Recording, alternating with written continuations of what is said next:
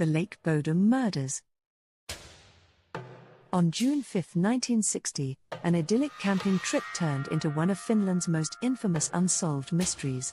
At Lake Bodom, near the city of Espoo, 4 teenagers set up camp by the serene lake, looking forward to a peaceful night under the stars. By morning, 3 of them would be dead, and the 4th would survive, gravely injured and forever haunted by the events of that night. The discovery. The campers, Mila Ermili Bjorklund, Anja Tulikki-Mäki, and their boyfriends, Seppo Antero Boisman and Nils Wilhelm Gustafsson, pitched their tent near the lake. The night started like any other, with laughter and plans for the summer. However, in the early hours of June 5, a violent and inexplicable attack occurred. A group of birdwatchers discovered the scene the next morning.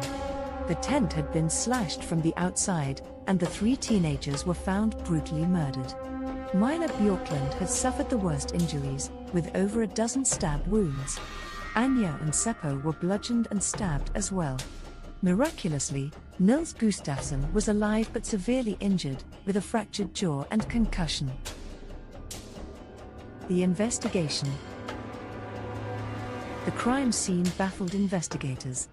The murder weapon was never found, and there was no clear motive. The tent had been attacked from the outside, suggesting the killer or killers were never inside. The victims' belongings, including their wallets, were left untouched, ruling out robbery as a motive. Witnesses reported seeing a blonde man walking away from the campsite early that morning, but he was never identified. Another sighting described a mysterious figure on a red motorbike in the vicinity of the lake. Despite extensive searches and interviews, these leads yielded no solid suspects. Adding to the mystery, the surviving camper, Nils Gustafsson, could remember little about the attack. His injuries, consistent with blunt force trauma, made it unclear whether he had been targeted or caught in the chaos. Theories. Over the decades, the Lake Bodom murders have inspired numerous theories, each more chilling than the last.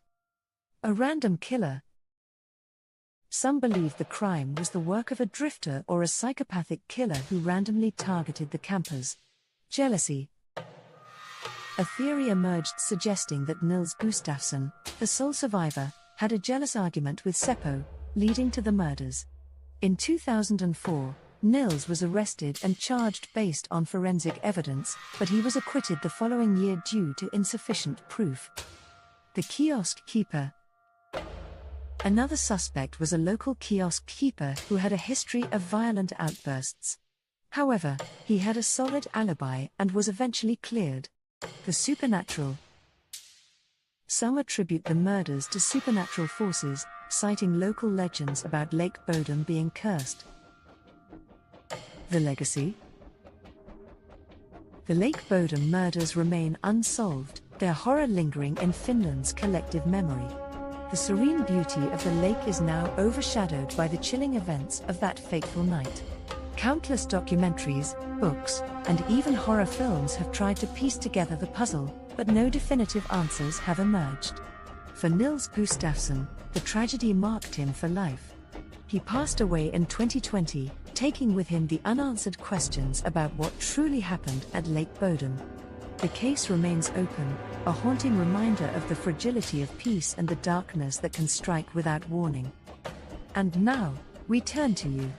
What do you believe happened on that fateful night? Do you have a theory or a perspective that might shed light on this haunting tale? Share your thoughts in the comments below, we'd love to hear your ideas. If you enjoyed this deep dive into the mystery of Lake Bodom, don't forget to like the video and subscribe to the channel for more stories shrouded in darkness and intrigue. Together, let's explore the unexplained.